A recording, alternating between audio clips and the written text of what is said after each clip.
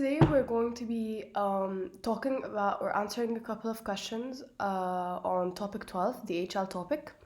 So the first question we have here says the graph below represents the successive ionization energies of sodium. The vertical axis plots log ionization energy instead of ionization energy to allow the data to be represented without using any unreasonably long vertical axis. And here we have the graph. And the question says, state the full electron configuration of sodium and explain how the ionization energy data above relates to its electron configuration. So first we need to state the electron configuration of sodium. To do so, we need to know the number of protons in sodium. We get this from the periodic table. So here we go to sodium right over here. Has 11 protons. So we use this to get the electron configuration. We know that energy level 1 fills first, then 2, then 3, the closest to the nucleus. The energy level closest to the nucleus fills up first, so 1, 2, 3. And the s orbital fills first, and then the p, and then the d, and then the f. First energy level has only s orbitals. Second energy level has s and p orbitals. Third energy level has s, p, d orbitals. So s orbitals hold 2 electrons. P orbitals hold 6 electrons. So here the electron configuration is going to be 1s2 holds it to the maximum, 2s2 is full, 2p6 again is full, and 3s1, it should be 3s2, but it's only half filled because we do not have enough electrons to completely fill it, and this is because the atomic number of sodium is 11, so if we add the 6 plus 2 plus 2 plus 1 is going to give us 11, so this is the electron configuration, and you get 1 mark for this. And then the question also says, explain how the ionization energy data above relates to its electron configuration. So here we have this graph, and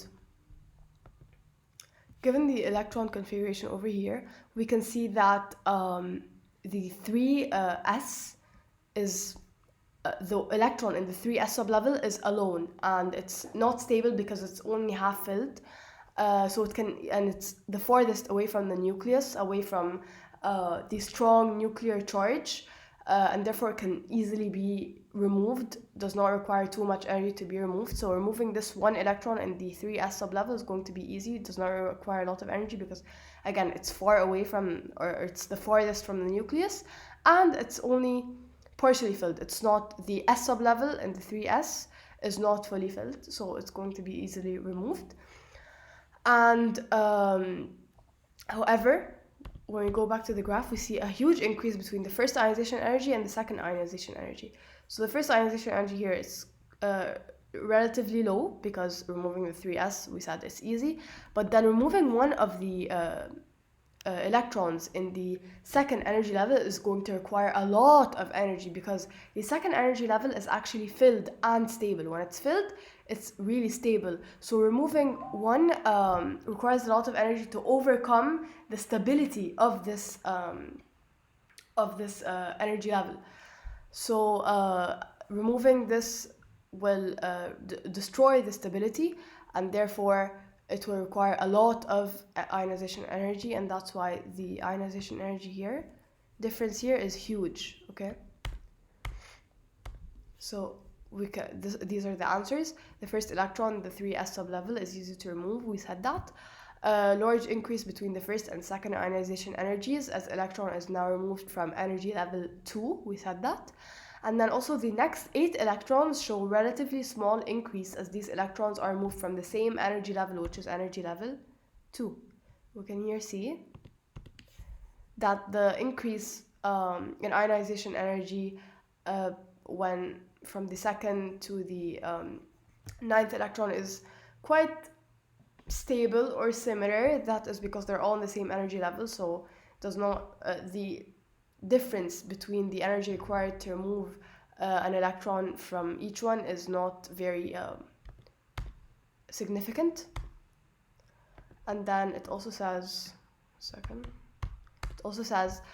large increase between the 9th and 10th ionization energy as electron now removed from energy level 1. So energy level 1 is the closest to the nucleus right here.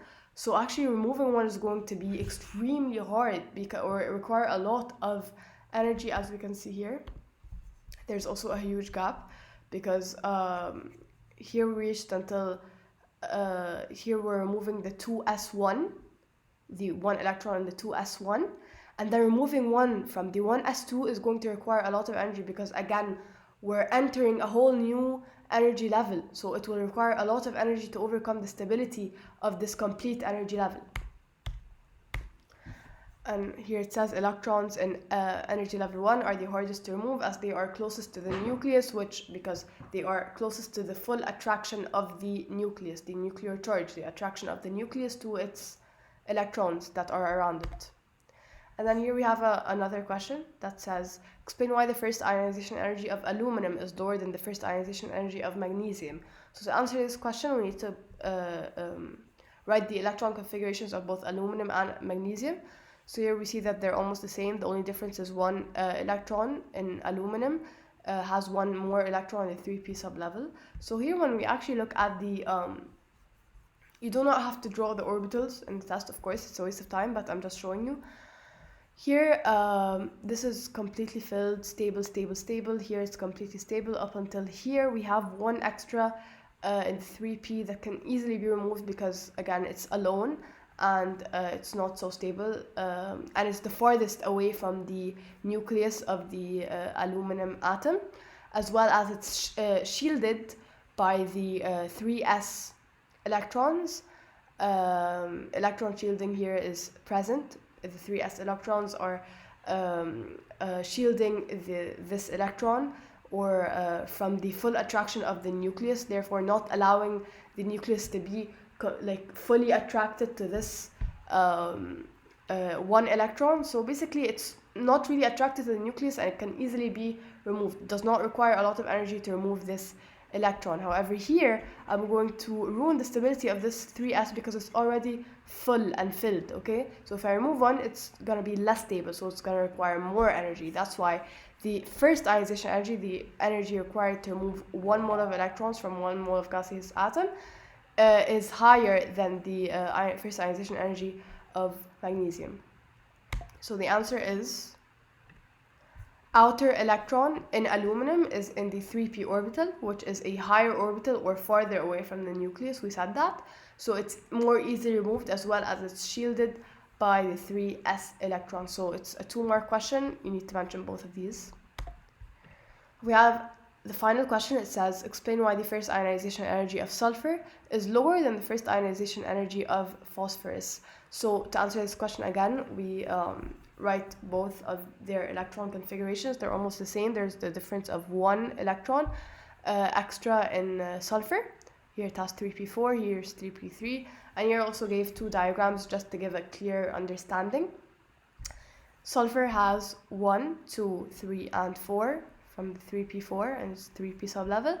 Phosphorus has 1, 2, 3, and so we said before that electrons are most stable when they're either, orbitals are most stable when they're not filled or completely empty, or if they are completely filled. Sometimes they're also when they're symmetrically or half filled. So we can see here that in phosphorus it's actually relatively stable because the orbitals, they're all half filled. You know, it's symmetrical. You can see it's symmetrical. But here we have 1 electron here in just one of the orbitals. So there's going to electron repulsion is actually going to occur, and both electrons will have repulsion force between them. And this repulsion force will cause one of this electron to be easily removed, and therefore the ionization energy of the sulfur is lower than the first ionization energy of phosphorus. So the answer is, in sulfur, electron paired in 3p orbital repulsion between paired electrons and therefore is easier to remove.